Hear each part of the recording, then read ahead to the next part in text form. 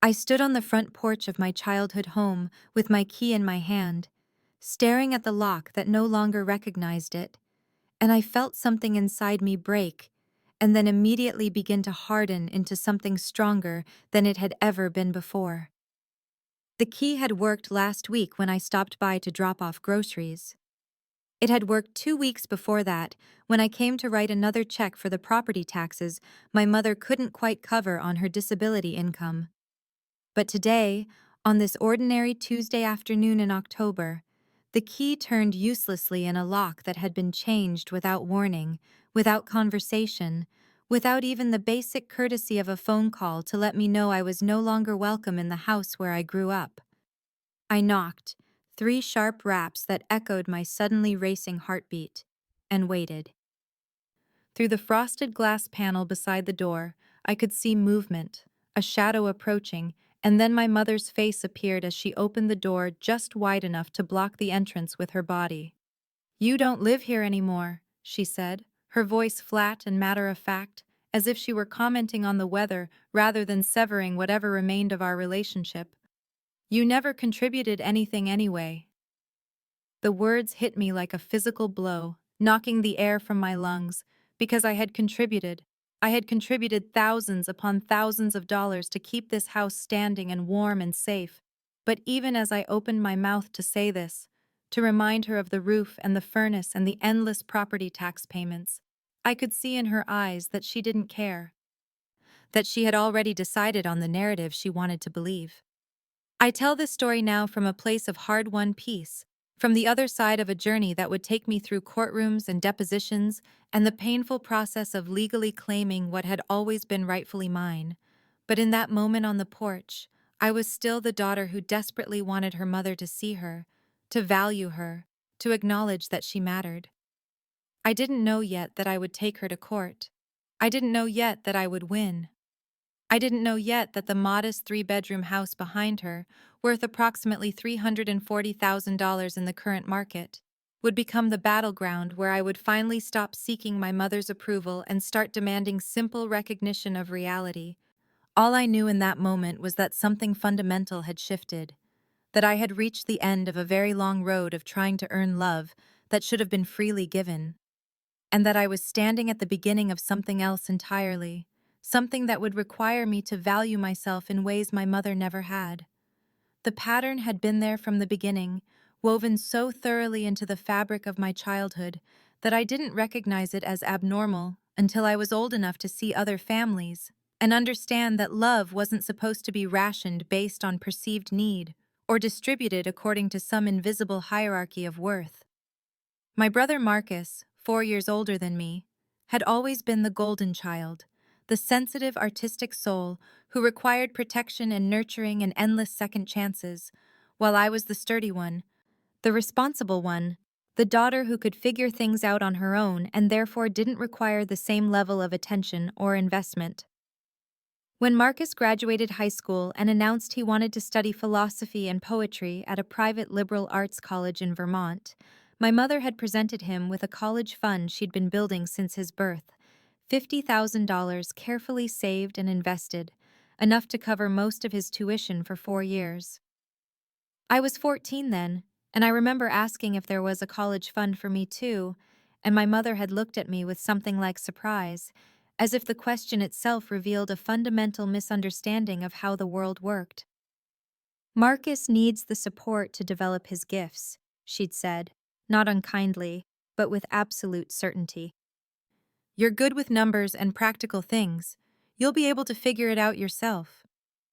And I had figured it out, working 2 jobs throughout my community college years, one as a waitress at a chain restaurant near campus, and another doing bookkeeping for a small property management company, sleeping 5 hours a night and studying in the gaps between shifts, graduating at the top of my class with an associate degree in accounting before transferring to a state university for my bachelor's.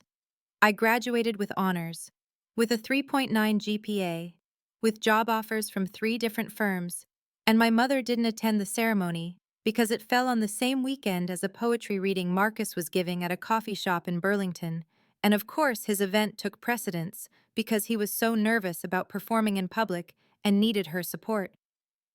Marcus, meanwhile, had dropped out of the expensive Vermont college after 3 semesters, declaring that the structured academic environment was stifling his creativity.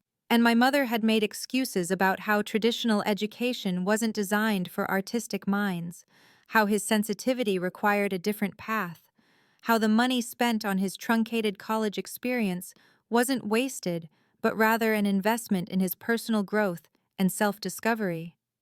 When I mentioned my accounting degree during a rare family dinner, describing how I'd be working in tax preparation and audit, my mother had smiled vaguely and said, "That's nice, dear. Just pushing papers, really. But everyone needs accountants, I suppose." And then immediately turned to Marcus to ask about his latest poetry project, with genuine enthusiasm, lighting her face in a way it never had when she looked at me. I passed the CPA exam on my first attempt at age 24 and accepted a position at Morrison and Associates, a mid-sized accounting firm in downtown Chicago with a reputation for grooming young talent and promoting from within. And for the first 4 years I worked there, building my client list and developing expertise in tax law and corporate audits. My mother never once asked about my work beyond the most superficial pleasantries, changing the subject whenever I mentioned a promotion or a successful case, or the increasing complexity of the accounts I was managing. When I made senior accountant at 26, I called to tell her, thinking surely this milestone would merit some acknowledgement, and she had listened in silence before saying, "That's nice, dear, but I need to go. Marcus is having a hard day and needs to talk." And I had sat there holding the phone after she hung up, staring at the promotion letter on my desk, and feeling the familiar ache of being invisible to the one person whose vision I still craved, despite all evidence that it would never come. Marcus, meanwhile, had moved back into our childhood home at age 28 after a series of failed business ventures, an organic coffee shop that folded after 6 months, a handcrafted jewelry business that never attracted more than a handful of customers, a brief stint as a freelance graphic designer that produced more talk than actual clients. And my mother welcomed him back with open arms and rent-free accommodation, cooking his meals and doing his laundry and making excuses for why none of his creative endeavors had succeeded in a world that simply didn't appreciate artistic vision. The house itself was a modest 3-bedroom ranch in Oak Park, a suburb just west of Chicago, purchased by my parents in 1995 for $160,000 and now worth approximately $340,000 according to recent comparable sales in the neighborhood. My father had died of a sudden heart attack when I was 19 and Marcus was 23, and I remembered him calling me into his hospital room 2 days before he passed, his voice already weak but his intention clear, saying, "The house goes to your mother, but it's for both of you kids eventually. You understand, Sarah, you make sure you're taken care of too." And I had promised him I would, not understanding then that promises made to dying fathers carry no legal weight when mothers decide to rewrite family history. Over the 6 years since I'd started working at Morrison and Associates, I had contributed $12,000 for a complete roof replacement after the old shingles failed inspection, $4,500 for a new furnace when the old one died during a particularly brutal January, and $8,000 in property tax payments during periods when my mother's disability income wasn't quite enough to cover the bills. Each payment made willingly, even eagerly, because I thought I was investing in family, in the home that would someday be partially mine, in the relationship with my mother that I still believed could somehow transform into mutual respect and recognition. Marcus contributed nothing, not a single dollar toward maintenance or repairs or taxes, living in his childhood bedroom at age 32, and telling anyone who would listen about his latest creative project, while my mother nodded approvingly and assured him that his time would come, that the world would eventually recognize his talents, that not everyone was cut out for conventional success like his sister with her boring numbers job. I had offered more than once to help my mother organize her finances, to set up a budget and review her expenses, and perhaps find ways to reduce her monthly costs, and each time she had responded with variations of the same dismissal, the most direct being, "I don't need charity from you. Sarah, I've been managing money since before you were born. This said to a certified public accountant whose entire profession was financial management, whose clients trusted her with millions of dollars in assets and complex tax strategies, but whose expertise meant nothing in her mother's eyes, because expertise was just another form of the boring practicality that had always defined me and always would. 3 months before the lockout, I made partner at Morrison and Associates, the youngest person in the firm's 47-year history to achieve that distinction at age 28. And the announcement came with a salary increase to $180,000 annually, plus a signing bonus of $50,000 and a corner office with windows overlooking the Chicago River. I called my mother that evening from my apartment, still holding the champagne bottle my colleagues had given me, my hands shaking slightly with excitement and that old desperate hope that maybe this achievement would finally be significant enough to earn her genuine attention and pride. And I told her the news, the words tumbling out too fast, explaining what partnership meant in an accounting firm, the clients who had specifically requested me, the complex tax strategies I'd developed that had saved millions for our corporate accounts.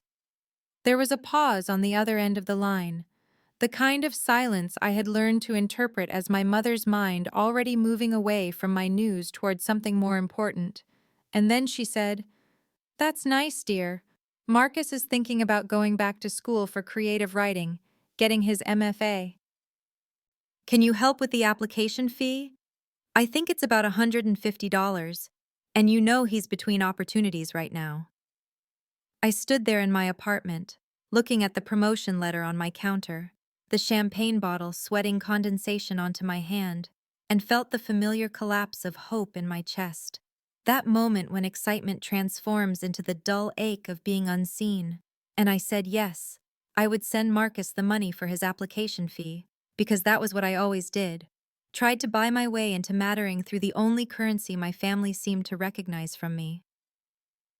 2 months before the lockout, I met with James Chen, a real estate attorney whose firm occupied 2 floors of the building adjacent to ours, regarding a client matter involving property transfer tax implications. And after we'd concluded our business discussion, we'd chatted casually about our work, the way professionals do when they discover a shared interest in the technical aspects of their fields. I mentioned, offhandedly, that I'd been helping my mother maintain her house, and James had asked a few questions about the nature and extent of my contributions, his attorney mind automatically categorizing information, and he'd remarked, "You know, if you've made substantial financial contributions to property improvement with any expectation of shared ownership, Illinois law recognizes equitable interest through constructive trust or unjust enrichment doctrines. You might essentially be co-investing in that property, whether there's formal documentation or not." The comment planted itself in my mind like a seed in fertile ground, and I found myself thinking about it at odd moments over the following weeks, during client meetings and morning commutes and late nights reviewing tax returns. But I wasn't ready to act on the information. Wasn't ready to transform the vague discomfort I felt about my family dynamics into actual legal terminology like unjust enrichment, because doing so would require admitting that my mother might never voluntarily recognize my worth. And I still clung to the hope that somehow, eventually, if I achieved enough or contributed enough or proved myself sufficiently, she would finally see me the way I needed to be seen. 6 weeks before the lockout, Marcus called to announce his engagement to Claire, a woman he'd been dating for exactly 8 months, and my mother's response was immediate and effusive. Her voice rising with excitement about wedding planning and venues and flowers, all the maternal enthusiasm she'd never shown for my achievements now channeled into Marcus's life milestone as if she'd been storing it up for precisely this purpose. Within 3 days, she'd already contacted caterers and researched reception halls and created Pinterest boards of wedding themes, settling on a budget of $40,000 for what she described as the celebration Marcus deserves after everything he's been through, as though his series of self-inflicted career failures constituted some kind of heroic trial requiring elaborate compensatory festivities. The call came on a Tuesday evening, my mother's voice bright and expectant when I answered. And she didn't open with pleasantries or questions about my life, but launched directly into the topic that actually mattered to her, saying, "Sarah, I need you to contribute $15,000 to Marcus's wedding, since you have that fancy job now, and it's important for family to support each other during important moments." Not a request, but a statement of expectation. Not an invitation to participate, but a demand for funding. The assumption embedded in her tone that my money existed primarily as a resource for Marcus's needs, and my compliance was simply the natural order of things. I had stood in my kitchen holding the phone, looking out at the Chicago skyline through my apartment windows, and felt that familiar splitting sensation of wanting desperately to say no, while simultaneously hoping that agreement might finally purchase the approval I'd sought for 28 years. So I told her I would think about it, buying myself time to process the request and shore up my boundaries and prepare for the confrontation I knew would come if I offered anything less than total compliance. 1 week later, I attended a family dinner at my mother's house, the same dining room table where I'd eaten childhood meals and done homework, and announced achievements that fell on deaf ears. And during the main course, I mentioned almost casually that I'd been seeing someone named Tom for the past 5 months, an architect with a stable career and kind eyes, and the rare quality of actually listening when I spoke. My mother had paused with her fork halfway to her mouth, glanced at Marcus, then turned to me with an expression I'd learned to recognize as dismissive concern, saying, "Don't get too serious, Sarah. You need to focus on your career since you're not the maternal type. And besides, someone like you needs to stay focused on what you're good at." Marcus had laughed, adding, "Yeah, someone has to be the successful one since I'm the creative soul." And my mother had joined his laughter, the two of them sharing a moment of casual cruelty disguised as family banter, while I sat there absorbing the familiar message that my worth existed only in my utility and my heart's desires were inconvenient distractions from my designated role as family bank. I had swallowed the hurt, reached for my water glass, and offered what I thought was a reasonable compromise, saying I could contribute $10,000 toward the wedding instead of the requested 15, and my mother's face had hardened instantly, all warmth evaporating as she said, "Marcus deserves a proper wedding, Sarah. And if you can't afford to support your own family, just say so." The implication clear that my reduced offer represented not financial prudence, but emotional stinginess, moral failure, proof that I lacked the capacity for genuine family feeling that came so naturally to Marcus in his rent-free bedroom with his unemployed generosity of spirit. 2 weeks after the wedding funding confrontation, I stopped by my mother's house on a Saturday afternoon in early April, unannounced but not unexpectedly since I had maintained the habit of visiting every couple of weeks despite the growing tension, and I still carried the house key my father had given me when I turned 16, the same brass key that had opened this door for 12 years through college visits and holiday dinners, and all those moments when I'd returned, seeking the belonging that never quite materialized. I inserted the key into the lock and turned, but the mechanism didn't catch, the key spinning uselessly in a way that made my stomach drop before my mind fully processed what was happening. And I tried again, jiggling the key the way you do when a lock is stubborn, but the feel was completely wrong. The internal pins not aligning because these weren't the internal pins my key had been cut to match. I stood there on the porch for a moment, staring at the door, then knocked. 3 firm raps that sounded too loud in the quiet suburban afternoon, and I heard movement inside, footsteps approaching, and then my mother's voice through the still closed door asking, "Who is it?" as though she didn't recognize her own daughter's knock. "It's Sarah, Mom. My key isn't working." The door opened part way, maybe 12 inches, and my mother stood in the gap, blocking entry the way you'd position yourself for a stranger or solicitor, not your own child, and her face carried an expression I'd never seen before, something harder than dismissiveness, colder than indifference, and she said without preamble or explanation, "You don't live here anymore. You never contributed anything anyway." The words hit me like physical objects, each one landing with deliberate weight, and I heard myself saying, "What are you talking about? What about the roof, the furnace, the property taxes?" My voice rising slightly with confusion and the first sharp edge of panic, and my mother's expression didn't change as she replied, "That was just helping out, not real contribution. Marcus contributes by keeping me company." Behind her, I saw movement, and then Marcus appeared in the hallway, and he was smirking, actually smirking, holding a coffee mug that said "World's Best Son." And he said over our mother's shoulder, "Mom and I decided we need our space. This is our family home."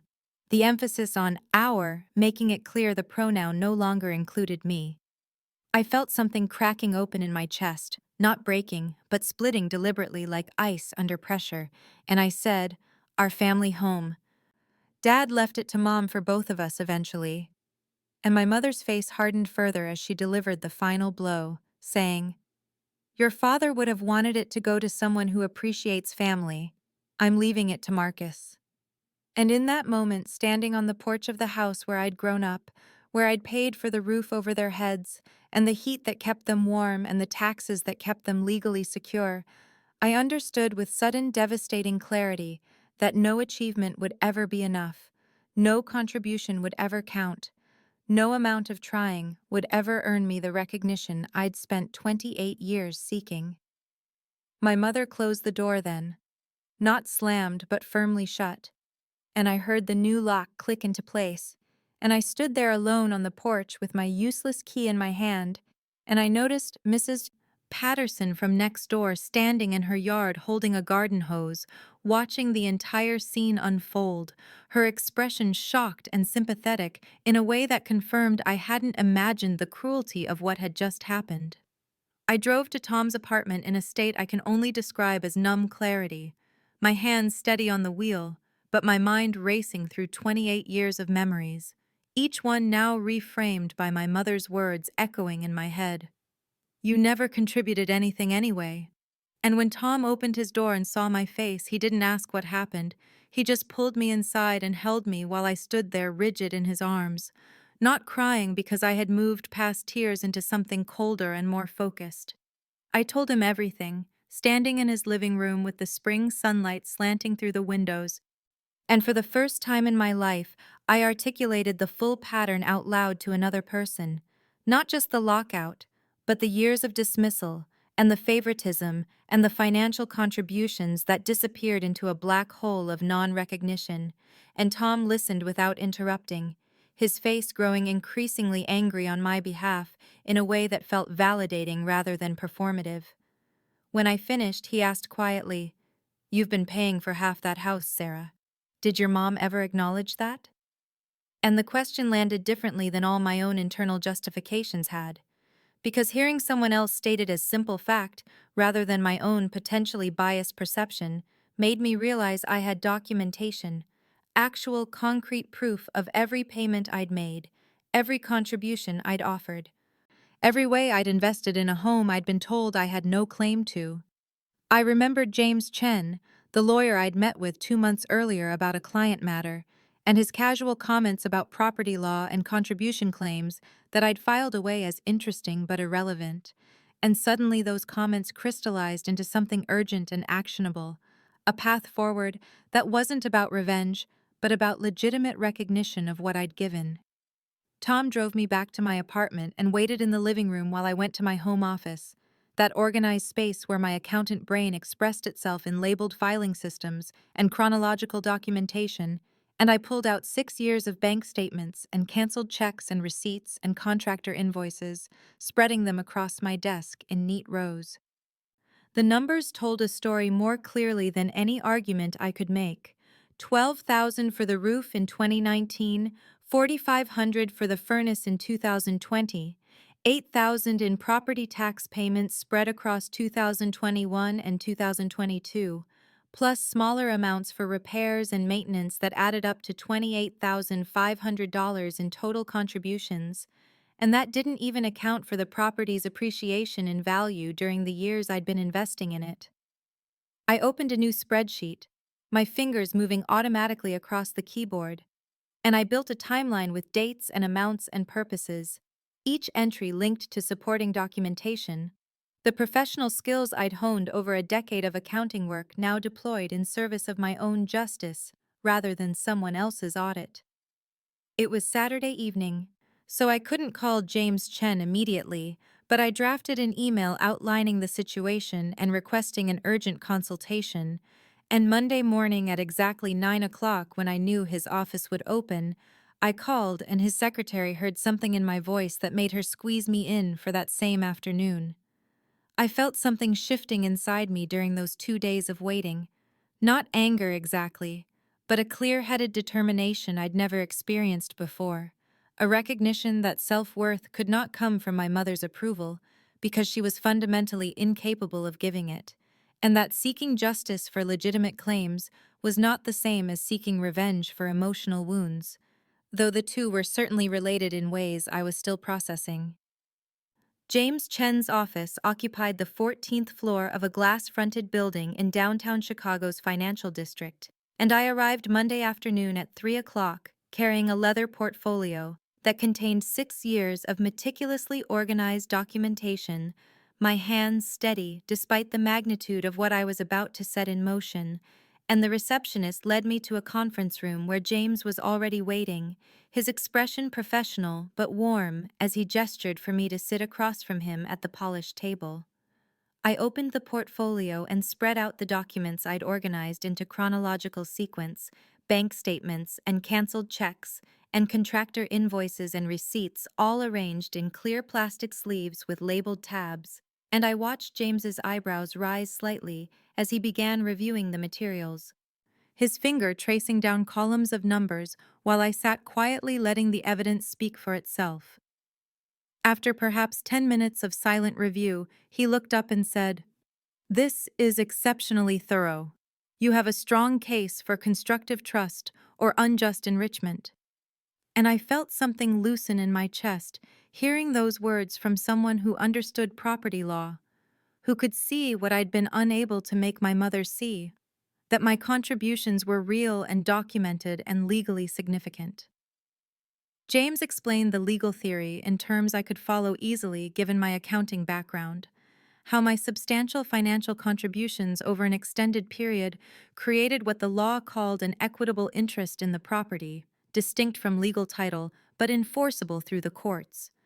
And he walked me through Illinois property law regarding claims for contribution when there's a reasonable expectation of shared ownership or future inheritance, particularly when one party has been unjustly enriched by another's investments. I mentioned my father's informal promise that the house would eventually be split between Marcus and me, and James leaned forward with increased interest, asking if anyone had witnessed that statement. And when I told him about my Aunt Linda, my father's sister, who had been present for several conversations where my father expressed his intentions, James made a note and said that witness testimony would significantly strengthen the case by establishing my reasonable expectation of eventual ownership. He outlined his recommended strategy: filing what he called a quiet title action combined with a partition suit, explaining that partition was a legal remedy that could force the sale of property when co-owners or parties with equitable interests couldn't agree on its disposition. And he calculated my equitable share at approximately $89,000 based on my documented contributions of $28,500 plus my proportional claim to the property's $90,000 appreciation during my contribution period. The filing fee would be $500, he told me, and his retainer was $5,000, with additional fees billed hourly, and I didn't hesitate before pulling out my checkbook and writing the check immediately, my signature firm and clear across the bottom, because this wasn't about the money I was spending, but about the recognition I'd been denied. James looked at me with an expression I couldn't quite read and said, "I should warn you, Sarah. This will likely destroy your relationship with your mother."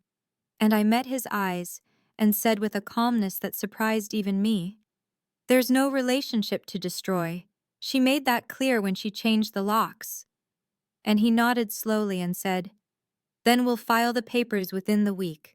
but I want to send a demand letter first, giving your mother 30 days to negotiate a settlement before we proceed to court, because litigation is expensive and emotionally draining, and if she's willing to acknowledge your claim and pay the equitable amount, that serves your interests better than a protracted legal battle. I agreed to the demand letter strategy, and James drafted it while I waited. A formal legal document that outlined my contributions in precise detail, stated my claim to $89,000 as my equitable share of the property, and offered my mother the option of either paying that amount within 30 days or facing a partition suit that would force the sale of the house and likely result in even higher costs once legal fees and court expenses were factored in. And reading that letter, I felt the shift becoming irreversible. The point of no return passing as I signed my approval for James to send it via certified mail to ensure my mother couldn't claim she never received it. The certified mail notification arrived at my mother's house on a Thursday morning, and according to the tracking information James had access to, she signed for it at 10:47 a.m., and by 11:15 my phone was ringing with her number flashing across the screen, and when I answered I heard screaming so loud I had to hold the phone away from my ear while she shrieked, "How dare you try to steal my house!" Her voice raw with a rage I'd never heard directed at me before, despite all the dismissal and neglect I'd endured over the years. I kept my voice deliberately calm, that professional tone I used with difficult clients, and said, "I'm not stealing anything, Mom. I'm claiming what I legally contributed." And she screamed back, "I'm your mother! You owe me everything!" And I felt something settle into place as I replied, "I don't owe you my self-respect." And the line went dead as she hung up on me. And I sat there in my office staring at my phone, knowing that whatever fragile connection we'd maintained had just shattered completely. 20 minutes later, my phone rang again, Marcus this time, his voice tight with an anger that sounded rehearsed, like he'd been coached on what to say, and he started with, "You're really going to sue, Mom? Over money? That's so typical of you." And I felt tired rather than defensive as I responded, "It's not about money, Marcus.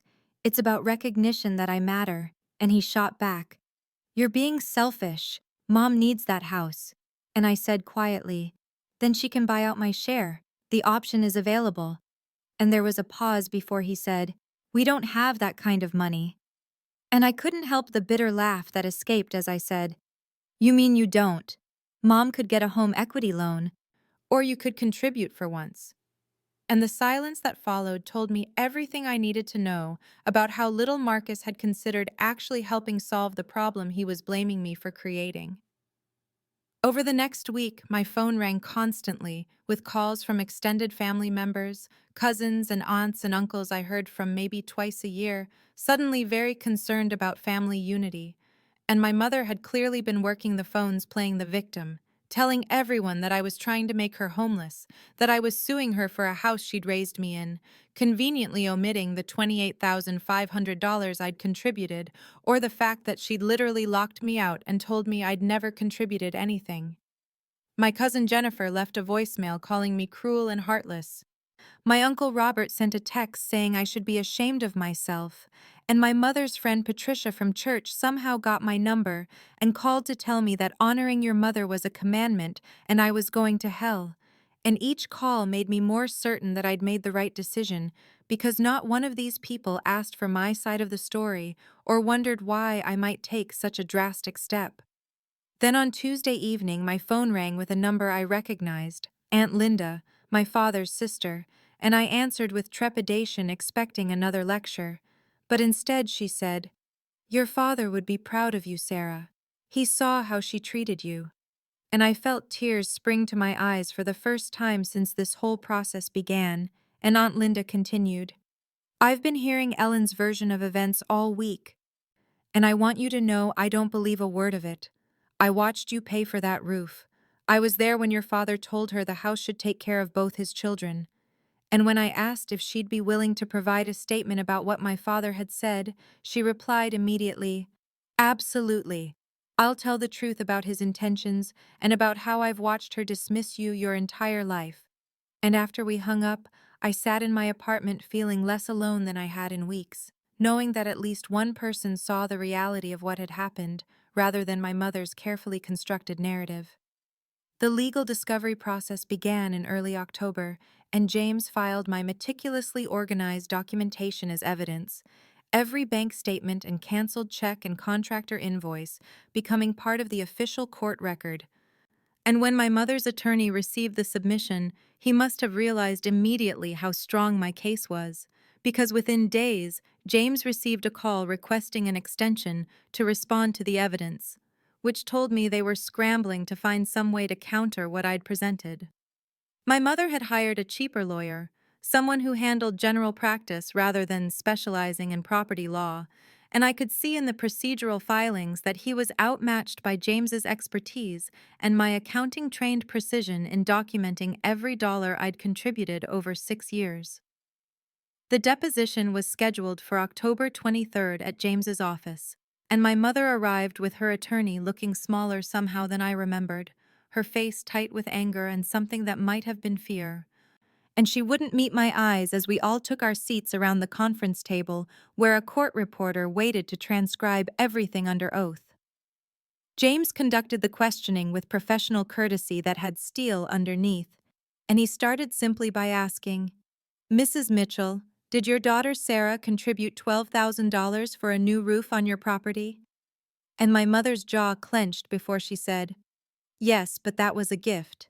And James replied calmly, "Did she describe it as a gift in writing or verbally at the time of payment?" And my mother shifted in her chair and said, "No, but I assumed." And James cut her off gently with, "Please limit your answers to the specific question asked, Mrs. Mitchell." And I watched her realize that her interpretations and assumptions wouldn't protect her from the documented facts. The questioning continued methodically, each of my contributions confirmed under oath, and when James asked, "Did you contribute financially to Sarah's college education?" My mother said, "She didn't need it like Marcus did," and James repeated, "Please answer yes or no. Did you contribute financially to Sarah's education?" And after a long pause, my mother said quietly, "No." And I felt something settle in my chest, hearing her admit under oath what she'd always denied in our private arguments. The deposition lasted 2 hours and revealed that my mother could not document a single financial contribution from Marcus, no rent payments or utility contributions or repair costs. Nothing but her vague claims that he helped around the house and kept her company. And when James asked her to provide documentation of Marcus's contributions, she had nothing to offer, and her attorney looked increasingly uncomfortable as the session progressed. After reviewing the deposition transcript, my mother's attorney apparently advised her to settle because James received a call proposing mediation, and the judge ordered a mediation session before setting a trial date, and we all gathered in a neutral conference room on November 15th with a professional mediator named Richard Torres, who reviewed both sides' submissions before the session began. Marcus attended the mediation sitting next to my mother, and I noticed his leg bouncing nervously under the table, his earlier smug confidence replaced with visible anxiety as the mediator laid out the numbers in clear terms, explaining that my equitable claim was valid for a minimum of $89,000, and that if we proceeded to partition sale, I would likely receive $120,000 or more after the house sold, and proceeds were divided according to the court's determination of equitable interest. The mediator explained my mother's options with professional neutrality. She could pay me the $89,000 settlement amount, or the house would go to auction and she'd lose her home entirely. And I watched my mother's face cycle through anger and disbelief and panic before she suddenly stood up and said, "I'll never give you a penny. You're not my daughter anymore!" And stormed out of the mediation room with Marcus hurrying after her. And I sat there calmly, while the mediator looked at me with sympathy and asked if I wanted to pursue further negotiation. And I said quietly, "Then we proceed to trial." The trial date was set for January 18th, giving us 8 weeks to prepare. And during that time, my life transformed in ways that had nothing to do with the lawsuit, as Tom and I sat in his apartment one evening in early December, and he took my hand and said, "I know the timing might seem strange with everything you're going through, but I don't want to wait to build our life together." And he pulled out a simple platinum ring and asked me to marry him. And I said yes immediately, because I realized that while I was fighting for recognition from the family I was born into, I was simultaneously building the family I chose, the one that saw my worth without needing a court order to acknowledge it. Tom's proposal reminded me that the lawsuit wasn't really about the money or even the house. It was about refusing to accept invisibility anymore. And as we began planning a small wedding for the following summer, I felt myself settling into a version of myself I'd never quite accessed before. Someone who knew her value, regardless of who refused to see it. Aunt Linda provided a detailed affidavit in mid-December, 3 pages describing conversations she'd had with my father before his death, where he explicitly stated his intention that the house should provide for both his children equally. And she included specific dates and contexts that made her testimony undeniably credible, and when James read it, he said, "This is exactly what we needed to establish your father's intent." And I felt grateful that at least one person from my father's generation had paid attention and remembered, and was willing to speak truth. Mrs. Patterson, the neighbor who'd witnessed my lockout, provided a statement describing what she'd seen and heard that day, including my mother's exact words about me never contributing anything. And Mrs. Patterson wrote that she'd been shocked by the statement because she'd personally observed me at the house numerous times overseeing repair work, and had even commented to her husband about what a devoted daughter I was to invest so much in maintaining my mother's property. My former roommate from college, Jessica, reached out after hearing about the case through mutual friends and offered to testify about my mother's dismissive treatment, specifically remembering how my mother hadn't attended my graduation and how I'd cried in our dorm room that night while my mother posted photos on Facebook of Marcus's poetry reading, and Jessica's testimony would establish the pattern of favoritism that contextualized everything else. The contractor who'd installed the roof, Mike Sullivan, provided both the original invoice showing me as the payer of record and a brief statement noting that my mother hadn't even been present during the installation, that I'd been the sole point of contact for the entire $12,000 project, which directly contradicted any claim that the payment had been a casual gift rather than a substantial investment in the property. Then, in late December, I received an unexpected email from someone named Angela Rodriguez, who identified herself as Marcus's ex-girlfriend from 2 years earlier. And she wrote that she'd heard about the lawsuit through mutual acquaintances and wanted me to know that she'd witnessed my mother's treatment of me firsthand during the year she'd dated Marcus, and she offered to testify about specific incidents she'd observed and conversations she'd overheard. When I called Angela, we spoke for over an hour, and she told me, "I saw how your mother treated you, and it was horrible. I told Marcus multiple times that he needed to stand up for you, but he never did. And honestly, it was one of the reasons I ended our relationship." And then she shared something that made my blood run cold, explaining that she'd overheard a conversation between Marcus and my mother about 6 months before the lockout, where they'd explicitly discussed keeping the house in the real family, and how my mother intended to leave everything to Marcus because I didn't need it, given my income, which established premeditation and made their later claims of family unity ring hollow.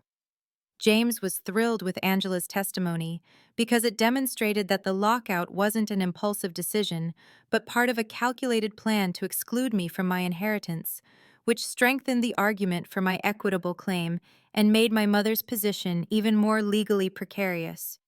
In mid-January, just weeks before trial, my mother's attorney made a final settlement offer of $45,000, less than half of my legitimate claim, and when James called to present the offer, he said, "We'll almost certainly get more at trial, but I should tell you that trials are always somewhat unpredictable, and this would give you guaranteed money without the risk."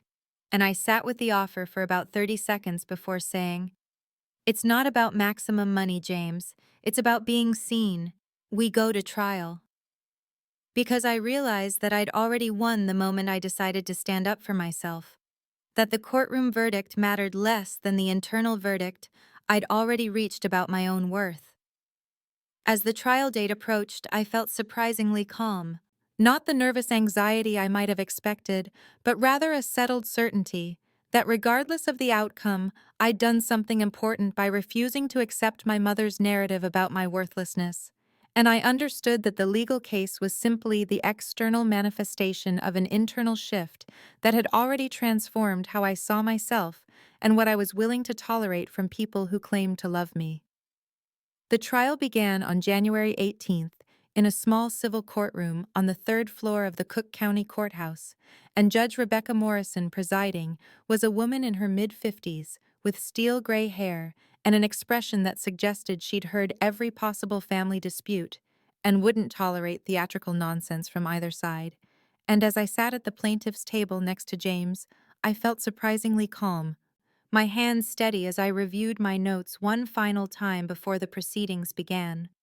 I was called to testify first, and James led me through my testimony with questions we'd rehearsed, but that still felt genuine in the moment, and I explained the timeline methodically, each contribution documented with bank statements and invoices that were entered into evidence. $12,000 for the roof in March 2019, $4,500 for the furnace in November 2020, $8,000 in property tax payments spread across 2021 and 2022, and smaller amounts for various repairs that totaled another $3,000. All of it adding up to $28,500 that I'd invested in a property I'd been told would eventually provide for both me and my brother equally. My mother's attorney, a man named Robert Foster, who looked uncomfortable throughout the cross-examination, attempted to paint me as vengeful by asking, "Isn't this really about punishing your mother for perceived slights?" And I looked directly at him and said calmly, "No, it's about being recognized for what I contributed." And when he followed up with, "But you make $180,000 annually, you don't need this money," I responded, "It's not about need, it's about acknowledgement, about having my contributions seen rather than dismissed." And I could see Judge Morrison taking notes during my answer. Aunt Linda testified next, and her affidavit was already in evidence, but James had her speak directly about the conversation she'd had with my father before his death, and she said clearly, "My brother told me explicitly, make sure the house takes care of both my kids."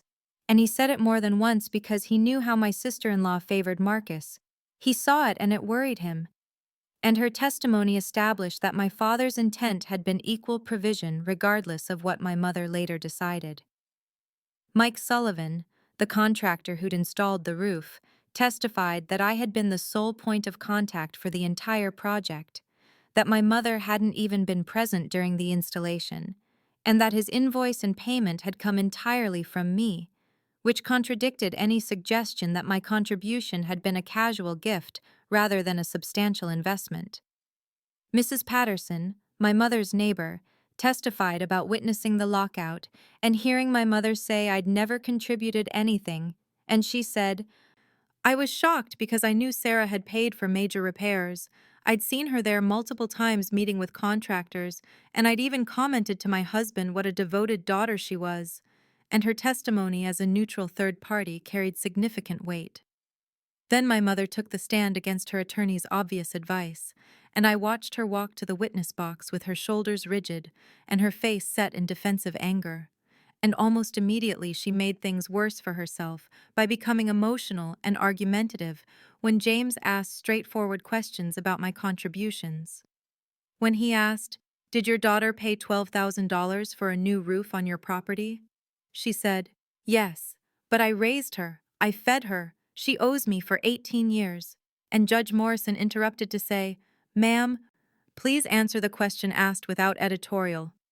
And my mother's face flushed red as she said tightly, "Yes, she paid for the roof."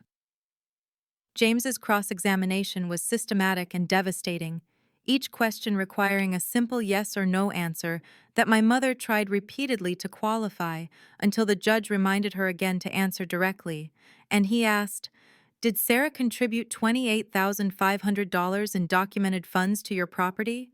And my mother said, "Yes, but..." And James said, "Yes or no, please." And she said through clenched teeth, "Yes." And with each confirmed contribution, I felt something settle deeper in my chest. Not triumph, but validation. The simple acknowledgement under oath of facts my mother had denied and dismissed for years. The second day of trial began with Marcus taking the stand for my mother's side, and I watched my brother walk to the witness box wearing a sport coat I'd never seen before that looked borrowed or hastily purchased, and his demeanor was defensive from the moment he sat down, his shoulders hunched forward like he was bracing for impact. Robert Foster, my mother's attorney, led him through testimony that attempted to establish his contributions to the household, and Marcus claimed he'd contributed emotionally and with his presence, that he'd been there to keep our mother company during difficult times, and that his companionship had value that couldn't be measured in dollars. And I watched Judge Morrison's expression remain carefully neutral as she took notes on this argument. When James stood for cross-examination, his approach was surgical, each question designed to establish facts that Marcus couldn't dispute, and he asked, "Did you contribute financially to property maintenance, repairs, or improvements?" And Marcus said, "Not in direct payments, but I contributed in other ways." And James said, "Yes or no, please, did you make financial contributions?" And Marcus finally said quietly, "No." James continued, "Do you currently pay rent to live in your mother's house?" And Marcus said, "No. But I'm family. It's different." And James asked, "Does Sarah qualify as family?" And Marcus was visibly trapped by the question, saying, "Yes. But she chose to leave. She didn't want to be there." And James responded immediately, "She was locked out, wasn't she? She didn't choose to leave." The locks were changed without her knowledge. And Marcus had no response that wouldn't make things worse, so he just said, "I guess." Then Angela Rodriguez took the stand, and I watched my mother's face shift from confusion to recognition to horror as she realized this was Marcus's ex-girlfriend from 2 years earlier. And Angela testified clearly and calmly about a conversation she'd overheard in July, 6 months before my lockout, where my mother and Marcus had explicitly discussed keeping the house in the real family, and how they'd agreed that I didn't need the inheritance because of my income, and that Marcus would be the one to carry on the family home. My mother's attorney objected that this was hearsay, but Judge Morrison allowed it as evidence of state of mind and planning. And Angela continued describing how she'd told Marcus at the time that what they were planning was wrong, that I deserved equal treatment, and that his dismissal of her concerns had been one of several factors that ended their relationship. I glanced at my mother during Angela's testimony and saw her face frozen in an expression of shock and betrayal, not at being caught, but at having this private conversation exposed in open court. Closing arguments began after lunch with Robert Foster making a weak appeal to family loyalty and the natural obligations children have to parents, arguing that my contributions had been voluntary gifts motivated by daughterly affection rather than investments expecting return. But his argument felt thin and unsupported by the evidence. James's closing was systematic and compelling, walking through the legal doctrine of unjust enrichment and constructive trust, explaining that Sarah had contributed $28,500 in documented funds during a period when the property had increased in value by $90,000, that her contributions had been substantial and made with the reasonable expectation, based on her father's stated intentions, that she would share in the property's value, and that equity demanded she receive her proportional share. Judge Morrison took exactly 1 hour to deliberate before returning to the courtroom, and when she said, "I find for the plaintiff, Sarah Mitchell," I felt something release in my chest that I hadn't known I'd been holding. The judge awarded me $94,000, representing my contributions plus proportional appreciation, and gave my mother 90 days to pay the amount or the property would be sold at partition auction, with the alternative option of securing a home equity loan or finding a co-signer for such a loan. My mother broke down crying in the courtroom, her sobs audible in the small space, And Marcus immediately moved to comfort her while shooting me a look of pure anger. But I felt no triumph in that moment, only relief and validation that someone in authority had finally acknowledged what I'd contributed and recognized that I mattered. My mother was unable to secure a home equity loan within the 90-day window because her credit wasn't strong enough and her income as a retired administrative assistant didn't meet the lending requirements. And Marcus was unable to co-sign because he had no verifiable income and no credit history that would satisfy a bank's underwriting standards. 67 days after the verdict, my phone rang with my mother's number, and I almost didn't answer it, but something made me pick up, and her voice on the other end was completely different from any tone I'd heard from her before. Not angry or dismissive, but desperate and small when she said, "Please, Sarah, don't take the house. I'll pay you. I just need time." I sat in silence for a long moment, feeling the weight of having all the power in our relationship for the first time in my life, and I realized I didn't want power over her. I wanted acknowledgement from her, so I said, "I'll accept $80,000 paid over 3 years in monthly installments of $2,222, secured by a lien on the property, and if you default, the house sells and I get the full amount." And before she could respond, I added, "And you have to acknowledge in writing what I contributed, and you have to attend one family therapy session with me." There was silence on the other end, and then my mother said quietly, "Okay, I'll do it." And we met with James 2 days later to draft the settlement agreement that my mother signed with shaking hands, her signature much less steady than it had been on the documents that had tried to exclude me. The family therapy session happened 3 weeks later in a modest office in Oak Park with a therapist named Dr. Ellen Vasquez, who specialized in family conflict. And my mother sat across from me, looking smaller than I'd ever seen her hands folded in her lap and her eyes avoiding mine until Dr. Vasquez asked her directly, "Can you articulate why you favored Marcus over Sarah?" And my mother's face crumpled as she said, "He needed me more. He was always struggling and Sarah was so independent and capable. I didn't think she needed validation from me. I thought she was fine without it." I felt something crack open in my chest hearing her finally say it out loud, and I said, "Everyone needs to be seen by their mother. Independence doesn't mean invulnerable, it just means I learned not to show you when I was hurt." And my mother started crying in a way I'd never seen, deep sobs that shook her shoulders. Dr. Vasquez guided us through an hour of careful conversation, and by the end, my mother said, "I see now what I did. I see how I hurt you, and I don't know if I can fix it." And I surprised myself by saying, "I don't need you to fix it. I needed you to see it, and now I can move forward."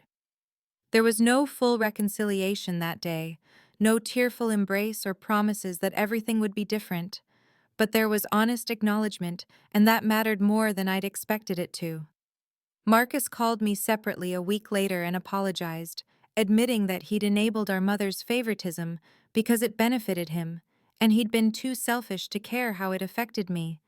And I accepted his apology, but told him clearly that our relationship would have boundaries going forward, and that I needed to see sustained change, not just words. The monthly payments began arriving exactly on time. $2,222 on the first of every month like clockwork, and 6 months after the settlement, Tom and I got married in a small ceremony at a restaurant in downtown Chicago with 35 guests including Aunt Linda and several colleagues from my firm. My mother attended wearing a navy dress and sitting quietly in the third row, and afterward she hugged me briefly and said, "You look beautiful." And though we didn't have a long conversation, it felt like a start, a foundation we might slowly build something on, even if it would never be the relationship I'd once hoped for. Our relationship over the following months remained distant but civil. Occasional phone calls that were polite rather than warm. Holiday cards exchanged but not holiday dinners shared. And I found that I could live with that distance because my peace no longer depended on her approval or her presence. Tom and I bought our own house 14 months after the trial verdict, a beautiful 4-bedroom craftsman in Evanston that cost $420,000, and was entirely our achievement with no assistance from my family. And I felt something profound standing in the empty living room on closing day, holding the keys that were mine alone. I'd been reflecting on the journey from that moment standing locked out on my mother's porch to this moment of complete independence, and I realized that the money itself had mattered far less than the act of claiming my worth and refusing to accept invisibility any longer. Aunt Linda had become a closer family figure over those months, attending our holiday dinners and offering the kind of maternal support I'd spent years hoping my own mother would provide. And she told me once that my father would have been incredibly proud of how I'd stood up for myself. My career continued thriving, and I made senior partner at the firm when I turned 30, the second youngest in company history. And this time, when I shared the news, my mother called to congratulate me and actually asked questions about what the promotion meant. Marcus had finally gotten a steady job managing a bookstore in downtown Chicago and had begun contributing $300 monthly to our mother's household expenses. And while our relationship remained cordial rather than close, I could see he was making genuine effort to change. My mother's payments continued arriving faithfully every single month, $2,222 on the first like clockwork, and on the day the final payment cleared, 36 months after the settlement, a card arrived in the mail with my mother's handwriting that said simply, "Thank you for teaching me to see you." And though it wasn't the apology I might have wanted years earlier, it was genuine recognition that meant something. I had the canceled check from that final payment framed and hung it in my home office, not as a trophy, but as a reminder of the journey and the moment I'd chosen to value myself, even when the person I most wanted validation from refused to give it. I learned that self-worth cannot be given by others, but only recognized by yourself, that my mother's house had never really been about the house, but about being seen, and that now I could see myself clearly, and that was enough. 8 months after the final payment, I discovered I was pregnant with a daughter, and I made a vow standing in the nursery Tom was painting that I would always see and validate my child, that I would break the generational pattern of favoritism and dismissal that had damaged me so deeply. One evening, when I was 6 months pregnant, Tom found me looking at a family photo on our mantel that included Aunt Linda, Tom's parents, close friends from work, and yes, my mother in the back row at an appropriate distance, and he asked, "Any regrets about how it all went down?" And I surprised myself by answering immediately, "Not one. I found myself when I stopped waiting for her to find me." I built my own home, literally and figuratively, with my own hands and my own worth and my own recognition of who I was, and I understood finally that nobody could lock me out of it, because the foundation was mine and mine alone, built not on someone else's approval, but on my own unshakable knowledge of my value.